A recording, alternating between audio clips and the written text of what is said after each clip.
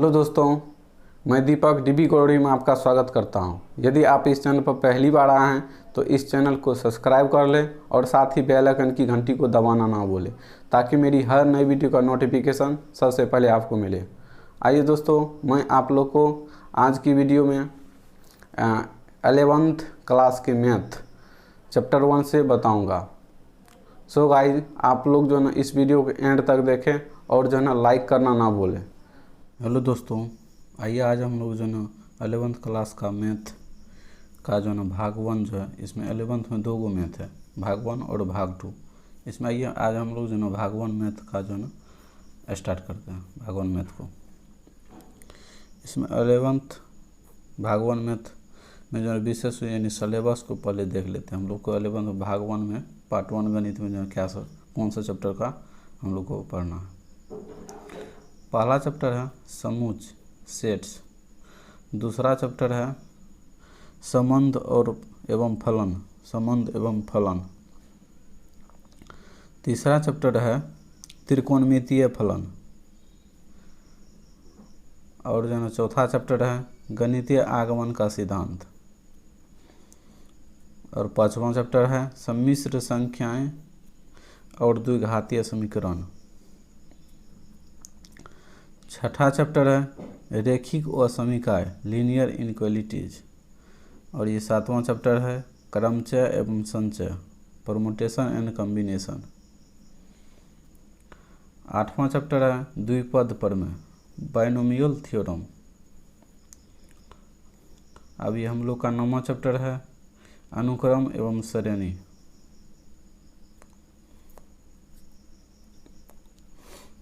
10वां chapter है सरल रेखाएं, और ये 11वां चैप्टर है शंकु परिच्छेद, 12वां चैप्टर है त्रिविमीय ज्यामितीय का परिचय, त्रिविमीय ज्यामिति का परिचय, और जो है ये 13वां चैप्टर है सीमा और अवकलज लिमिट और डिफरेंशिएट, और ये 14वां चैप्टर है सांख्यिकी, और ये 15वां चैप्टर है प्रायिकता। हम लोग को जो है ये भाग 1 11th का भाग 1 गणित जो है, इसमें जो हम लोग को 15 चैप्टर का अध्ययन करना है। सो गाइज, आइए जो है ना पहला इसमें जो है ना चैप्टर स्टार्ट करते हैं। ये हम लोग का जो है ना पहले यहाँ से ये 9वां चैप्टर जो है यहाँ से स्टार्ट करेंगे, क्योंकि ये जो है ना आप लोग 10th क्लास में भी पढ़ चुके, इसलिए यहाँ से स्टार्ट करेंगे तो समझने में आप लोग को कोई दिक्कत ना आएगी, मतलब कोई प्रॉब्लम नहीं होगा समझने में। सो गाइज, आइए 9वां चैप्टर को स्टार्ट करते हैं और यहाँ से समझते हैं।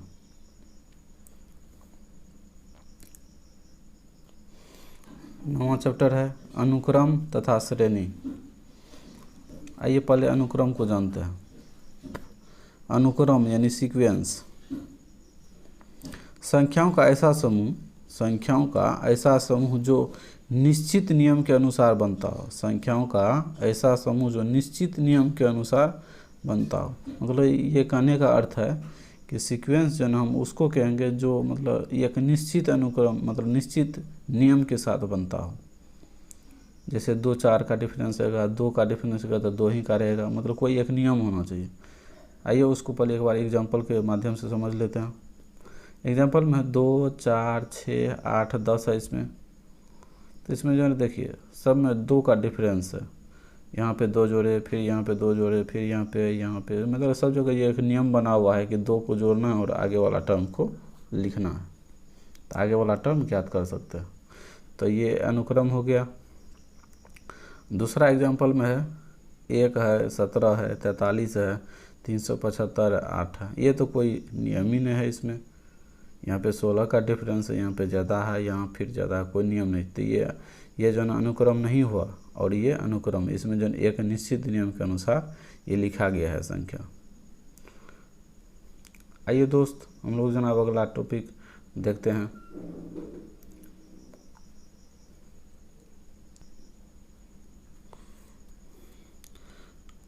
हम लोग जो है ना उपर्युक्त उदाहरण में एक में जो 2 गो उदाहरण लिए थे उसमें जो है ना एक जो है ना अनुक्रम में है, लेकिन जो है ना दूसरा जो एग्जांपल लिए थे वो अनुक्रम में नहीं है, वो सीरीज में नहीं था। उसमें जो है ना कोई निश्चित नियम नहीं था लगा हो कि हम मतलब अगली संख्या को ज्ञात कर सके उस नियम से, उसमें ऐसा कोई नियम नहीं था। आइए अगला पॉइंट है, इसमें पद अनुक्रम था, अब उसके बाद पद है। पद आखिर हम किसको कहते हैं? ये जैसे पहला पद हो गया तो पहला पद को T1 यानी टर्म होता है तो इसी को T1 रिप्रेजेंट करते, इसका फर्स्ट लेटर ले लेते तो ये T1 पहला है तो इसलिए T1 हो जाएगा, या इसको A1 भी कहते हैं।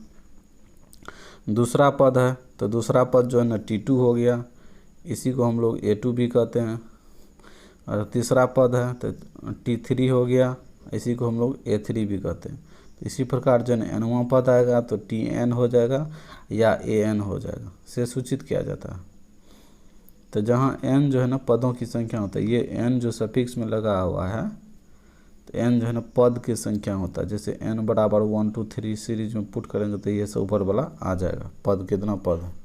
जहाँ n का मान जो है ना धनात्मक पूर्णांक होता है, n का मान यहाँ पे धनात्मक पूर्णांक होगा। अब आइए हम लोग जो है ना अगला टॉपिक देखते हैं, अनुक्रम के प्रकार। पद को भी समझ गए, अनुक्रम को भी समझ गए, अब जो है ना अनुक्रम के प्रकार को देखते हैं। आप लोग जो है ना दोस्त इसको जो है ना आप अपनी कॉपी में लिख करके एक रिवीजन के लिए, रिवीजन की दृष्टि से आप लोग को अच्छा होगा कि आप लोग जो है अपने नोट्स में लिख लीजिएगा।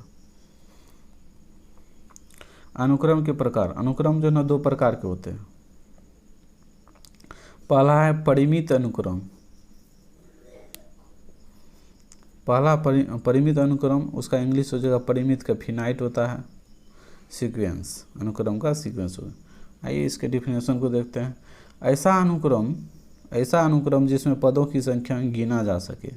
परिमित मतलब फिनाइट होता है, इसको जो हम लोग इसमें इस अनुक्रम में हम लोग जो ना पद को जो ना गिन सकते हैं, पदों की संख्या को गिन सकते हैं, यह परिमित अनुक्रम कहलाता है। पहला एग्जाम्पल है 1 2 3 4 5 सो नहीं जो ना 50 पदों तक जाने, यानी 50 तक जाएंगे तो उसको गिन सकते हैं। दूसरा एग्जाम्पल में 1 3 5 7 9, इसमें 1 का डिफरेंस है, इसमें 2 का डिफरेंस है, ये 100 पदों तक इसमें भी गिन सकते हैं। तो ये हो गया परिमित अनुक्रम हो गया। अब आइए हम लोग जो अपरिमित अनुक्रम को समझते हैं, इनफिनाइट सीक्वेंस को। ऐसा अनुक्रम जिसमें पदों की संख्या जो है अनगिनत हो, जिसमें पदों की संख्या अनगिनत हो, यानी पदों की संख्या को हम लोग गिन नहीं सकते, इतना पद है, तो ये हो गया अपरिमित अनुक्रम। उसे अपरिमित अनुक्रम कहते हैं। जैसे हो गया 1 है, 1/2 है, 1/4 है, 1/8 है, 1/16 है, ये तो रहेगा, लेकिन इसमें पद की संख्या हम लोग नहीं गिन सकते, इन्फिनाइट तक जाएगा। लेकिन ये सीरीज में है, सीक्वेंस में, इसमें सीरीज बना हुआ है, डिफरेंस करेंगे तो सब जगह एक ही आएगा समान। अब है एक फिबोनाची अनुक्रम। फिबोनाची अनुक्रम, आइए इसके डिफिनेशन को समझते हैं, उदाहरण से समझते हैं आखिर ये होता क्या है। ऐसा अनुक्रम जिसमें पीछे के लगातार 2 पदों का योग जो है, इसमें करा है ऐसा अनुक्रम जिसमें पीछे के लगातार 2 पदों का योग से जो ना आगे का पद बनता हो। पीछे के 2 टर्म को लेंगे और योग करेंगे तो अगला टर्म बनेगा, तो उसे फिबोनाची अनुक्रम कहते हैं।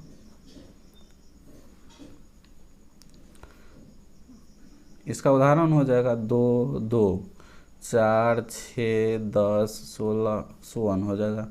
जैसे पीछे का 2 टर्म लेंगे तो ये 2 2 4 हो जाएगा, फिर ये 2 टर्म लेंगे तो ये 6 हो जाएगा, ये 2 टर्म लेंगे तो ये 10 हो जाएगा, फिर ये 2 टर्म लेंगे तो 16 हो जाएगा। ये दोनों पीछे के 2 टर्म का योग से अगला टर्म बनता है, आगे का पद बनता है। तो ये हो गया फिबोनाची अनुक्रम हो गया। अब आइए हम लोग जो है ना अगला टॉपिक देखते हैं।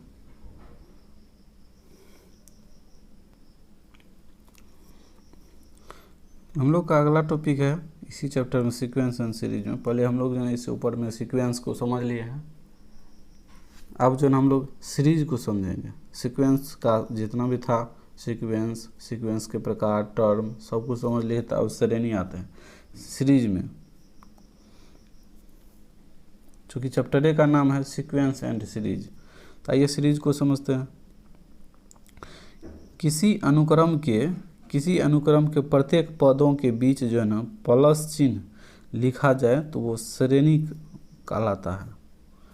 किसी भी अनुक्रम को समझ ले, मतलब एक निश्चित नियम से बनता हो तो उसको जो हम लोग सीक्वेंस कहते हैं। उसी में कह रहा है तो प्रत्येक पदों के बीच जो है प्लस चिन्ह लिखा जाए तो उसे श्रेणी कहते हैं। जैसे ये हो गया 2, 4, 6, 8, 10, ये जो है ना सोअन हो जाएगा, तो ये अनुक्रम हो गया। तो इसी में जो है ना प्लस चिन्ह लगा देंगे तो ये श्रेणी आ जाएगा। 2 + 4 + 6 + 8 + 10 + सोअन, तो ये श्रेणी हो गया। हम लोग जो है ना सीरीज को भी समझ लिए। तो अब आइए जो ना हम लोग प्रॉब्लम बनाने में जो है ना हम लोग को सीक्वेंस सीरीज ये सब तो कॉन्सेप्ट था ही। इसके बाद जो है हम लोग कैसे एपी में कोई भी टर्म रहेगा, कोई भी इसी प्रकार जैसे एपी में जांच करेंगे तो सभी पदों का ये डिफरेंस समान होना चाहिए, सीडी होना चाहिए। उसी में एपी के n पदों का योगफल कैसे हम लोग ज्ञात करेंगे। कोई भी एपी में ये वाला सीरीज दे देगा, कहेगा कि n पदों का योगफल ज्ञात करने के, तो हम लोग किस फार्मूला के माध्यम से करेंगे। तो ये उस फार्मूला को पहले प्रूव कर लेते हैं और निकालते हैं। माना कि एपी का पहला पद जो है ना, एपी का पहला पद क्या है, ए है, और कॉमन डिफरेंस यानी सी डी, जैसे यहाँ पे 4 में से 2 घटाएंगे तो 2 आएगा, फिर 6 में से 4 घटाएंगे तो 2 आएगा। उसी प्रकार जो है ना सी डी डी है। और जो ना फिर पुनः माना कि इसका एनवां पद क्या है, एनवां पद ये अंतिम पद टी एन है। एनवां पद हम लोग निकाल चुके हैं, टर्म में जो हम लोग देखे थे। तो एनवां पद जो है ना टी एन होता है, उसको टी एन से सूचित किया जाता है। तथा जो एन जो है एन पदों का योगफल क्या है, एस एन है। एन पदों का योगफल हम लोग इसमें एस एन माने हैं। सो आइए एस एन बराबर एन पदों का योगफल जो हम लोग लिए हैं एस एन, तो इसमें एन पदों का योगफल तो ये पदों का ही ये है, एनवां पद ये है। तो इसी में जो ना T1, T2, T3 so on हो जाएगा Tn तक। तो n पदों का योगफल हो गया ये। अब इसमें हो जाएगा Sn बराबर, चूँकि हम लोग जो ना T1 बराबर हम लोग जानते हैं पहला पद क्या है, a है। तो दूसरा पद यानी T2 यानी Tn बराबर एक सूत्र होता है, Tn बराबर a + n - 1 × d। इसमें T2 है तो n के जगह T2 दे देंगे, n के जगह 2 है तो a प्लस तो हो ही जाएगा पहला पद। तो n के जगह क्या है 2 - 1 देना है × d। क्या हो जाएगा, 2 में से 1 गया तो 1 हो जाएगा, तो a + d आ जाएगा। इसी प्रकार जो हम लोग मतलब एक यहाँ पे 2 सफिक्स में जो लगा हुआ है तो उससे 1 कम यहाँ पे लिखे हैं, तो 2 में से 1 गया तो 1 बच जाएगा। इसी प्रकार जो है ना T3 का जो मान रखेंगे तो यहाँ से 3 जो लगा हुआ है तो इसलिए यहाँ पे 2 लगा देंगे। यहाँ पे 2 था तो 1 लगा है, 1 मतलब d के मल्टीपल में 1 है ना। इसी प्रकार जो यहाँ पे T3 है तो उससे 1 कम यहाँ पे लगा देंगे। a हो जाएगा पहला पद, T2 हो जाएगा a + d, T3 हो जाएगा a + 2d, सो ऑन हो जाएगा Tn - 2d + Tn - d और + Tn हो जाएगा। इससे 2 पीछे टर्म लिख लो। अब हो जाएगा, इसको समीकरण 1 मान लिया। तो अब श्रेणी को जो है विपरीत क्रम में लिखने पर इसी श्रेणी को जैसे पहले ए इधर से लिखे थे तो अब इधर से लिखेंगे, Tn से स्टार्ट करेंगे। तो Sn बराबर हो जाएगा Tn + Tn - d + Tn - 2d plus so on हो जाएगा तो a + 2d हो जाएगा, a + d हो जाएगा, a हो जाएगा। तो समीकरण इसको 1 माने थे जिसको 2 मान लेते हैं।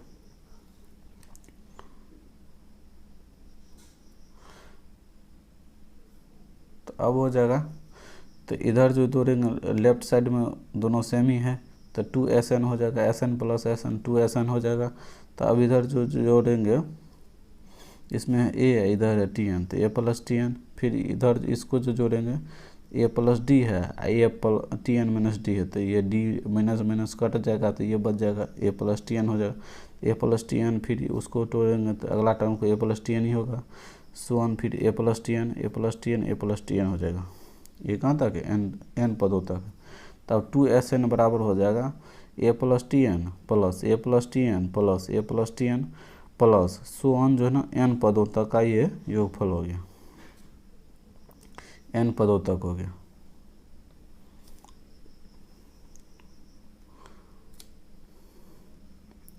एन पदों तक हो गया। तो अब इसमें जो ना 2SN बराबर हो जाएगा एन पद तक है, तो एन इंटू हो जाएगा ए प्लस टी एन।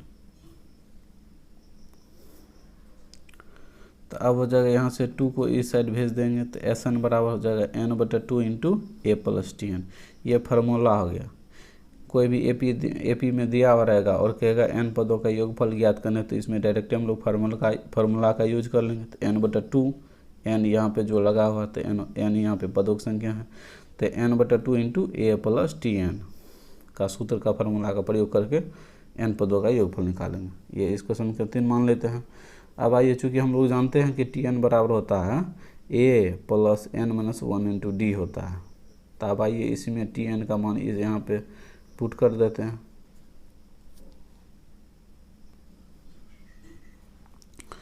तब टी एन का मान जो है ना समीकरण 3 में रखने पर तो SN बराबर हो जाएगा n/2 ए प्लस टी एन था, ये 3 नंबर का इक्वेशन था हम लोग का।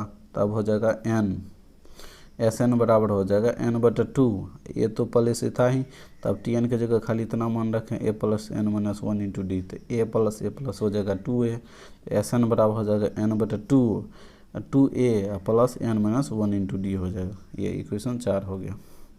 अब समीकरण 3 जो है ना और 4 दोनों जो है ना एपी के एन पदों का योगफल ही हुआ है। एन पदों के योगफल को SN से डिनोट करते हैं। तो जहाँ ए बराबर हो जाएगा, इसमें आइए कौन क्या है, तो ए बराबर जो है एपी का पहला पद है, इसमें डी जो है ये डी, ये जो है ना कॉमन डिफरेंस होता है, सार्वंतर।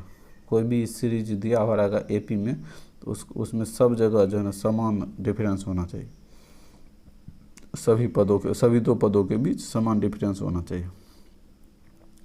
अब जो है ना एन जो है ना पदों की संख्या है और टी एन जो है ना nवां पद है, और SN जो है पहला पद से nवां पद का योगफल होता है। ये जो है SN पहला पद से nवां पद का योगफल होता है। अब हो जाएगा इसमें नोट्स में, आइए देखते हैं नोट में। ये SN बराबर अभी हम लोग जस्ट ऊपर में देखे हैं, तो T1 plus T2 plus T3 T4 so on Tn-1 Tn तक, ये जो n पदों का योगफल है। तो अब इसी में n के जगह 1 घटा लेते हैं, SN-1, तो ये हो जाएगा Tn, T1 T2 T3 T4 so on हो जाएगा Tn-1 तक ही। यहाँ पे जो क्या कहते हैं, क्या था SN था तो n पदों तक था, n-1 है तो n-1 तक रहेगा। इसमें समीकरण 2 मान लिया। अब समीकरण 1 में से 2 को घटा देते हैं, तो ये SN माइनस SN-1 हो जाएगा।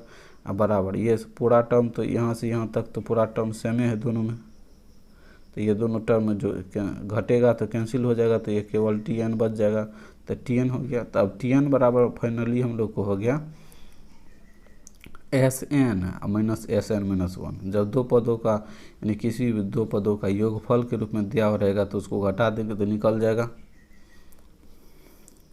अब आइए हम लोग जो है अगला टॉपिक देखते हैं। अगला टॉपिक हम लोग का है, इसमें समांतर माध्य है, अर्थमेटिक मीन। अब आइए इसको समझते हैं। जब कम से कम तीन राशियां एपी में हो, तो बीच वाली राशि को जो है शेष दो राशियों का AM कहते हैं। बीच वाली राशि जो का 3 में से बीच वाली राशि को AM कहते हैं, दो राशियों का AM कहते हैं। या दूसरा, किसी एपी के दोनों किनारे वाले राशियों को छोड़कर बीच वाली सभी राशियों को समांतर माध्य कहते हैं, यानी अर्थमेटिक मीन कहते हैं। यानी कोई भी सीरीज दिया हुआ रहेगा उसमें जो है ना दो किनारा वालों को छोड़कर बीच में जितना भी रहेगा तो वो समांतर माध्य होता है, अर्थमेटिक मीन होता है। अब आइए इसको जो है ना एग्जाम्पल के माध्यम से समझते हैं और अगला टॉपिक देखते हैं। इसमें जो ना उदाहरण के माध्यम से समझते हैं।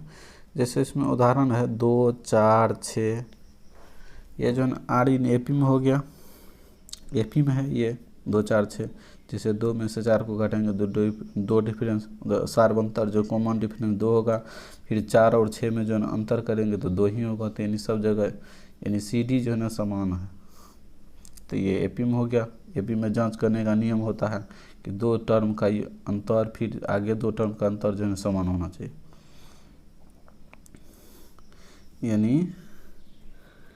यानी हो जाएगा T2 माइनस T1 बराबर हो जाएगा T3 माइनस T2। ये वाला टर्म होना चाहिए। तो T2 इसमें क्या है, T2 है 2 है 4 है और T1 है 2। तो 4 में से 2 गया, 2 बच गया। फिर T3 है 6 में से T2 यानी 4 को घटेंगे 2 होगा, दोनों बराबर हो जाएगा तो ये पी में हो जाएगा। अब जो ना 2 और 4 के बीच जो ना एक एम क्या है 4 है, यानी 2 और 4 के बीच में क्या है 4 है। तो ये अर्थमेटिक मीन हो गया समांतर माध्य। 1, 3, 5, 7, 9 जो ना ये एपी में है, समांतर माध्य में है। तो अब जो ना दोनों किनारे वाले को छोड़कर बीच में जितना भी होगा तो वो एम्स होता है, अर्थमेटिक मीन्स होता है। 1, 3, 5 इसमें अर्थमेटिक मीन हो गया। अब आइए इसमें जो ना हम लोग अगला थ्योरम देखते हैं और ये सब थ्योरम जो है ना हम लोग को सवाल बनाने में बहुत ही हेल्पफुल होगा। इसका फार्मूला ये थ्योरम है। 2 संख्याओं के बीच जो है ना एक एम कैसे निकाल, अर्थमेटिक मीन कैसे निकालना है, ये जब एक को अर्थमेटिक मीन निकालने के लिए बोलेगा। आइए उसको प्रूफ करके समझते हैं और उस फार्मूला को निकालते हैं। ये हो जाएगा प्रूफ में। माना कि 2 संख्याओं ए और बी के बीच जो है एक एम अर्थमेटिक मीन जो है ना ए है, कैपिटल ए है। चूँकि स्मॉल ए और बी माने तो अर्थमेटिक मीन कैपिटल ए मान ली है। तो परिभाषा से हम लोग जानते हैं, तो ये इसको परिभाषा से क्या हो जाएगा, ए कैपिटल ए और बी, ये बीच में जो है ना अर्थमेटिक मीन होता है। 2 संख्याओं मतलब 3 को संख्या रहेगा उसके बीच में न कह रहा है, इसलिए बीच में इसको डाल देंगे। माने हम लोग कैपिटल ए है, इसका अर्थमेटिक मीन ये है। तो अब हम लोग जानते हैं एपी में नियम है, एपी में जांच करने का नियम है T2 माइनस T1। तो ए कैपिटल ए माइनस स्मॉल ए हो जाएगा। फिर T3 माइनस T2 तो बी माइनस ए हो जाएगा। T3 की जगह ये है बी है, स्मॉल बी है, और T2 की जगह कैपिटल ए। तब यहाँ से जो हम लोग ये कैपिटल ए को इस साइड भेज लेते हैं, क्योंकि हम लोग को अर्थमेटिक मीन माने है कैपिटल ए। इसको इस ये साइड भेज देंगे तो क्या हो जाएगा, capital A plus A 2a हो जाएगा। इसको इस साइड भेज देंगे तो ए प्लस बी हो जाएगा। अब 2a बराबर ए प्लस बी हो गया। अब जो नहीं यहाँ से ए को फ्री कर लेते हैं, चूँकि हम लोग को यही निकालना था अर्थमेटिक मीन। 2 संख्याओं के बीच माने हैं कैपिटल ए, तो ए बराबर हो जाएगा ए प्लस बी बटा 2। यही जो हम लोग का हो गया ए और बी के बीच का जो एक एम अर्थमेटिक मीन समांतर माध्य हो गया। जब कोई 3 संख्या दिया हुआ रहेगा तो 2 संख्याओं पहली 2 संख्याओं का योगफल, जैसे 2, 4 ये 6 है, तो इसमें कहेगा समांतर माध्य निकालने के लिए ये 2 टर्म का जो है योगफल तो कितना हो जाएगा 2 + 6 बटा 2 करेंगे तो 8 बटा 2 यानी 4 हो गया। तो ये बीच वाला टर्म आ जाता है। अब आइए नोट में देखते हैं a capital A b r इन जब एपी में रहेगा तो इसको ये बीच वाला टर्म क्या लिखेंगे, दोनों लास्ट के योगफल बटा 2 ए प्लस बी बटा 2 हो जाएगा। तब आइए हम लोग जो ना अगला थ्योरम देखते हैं।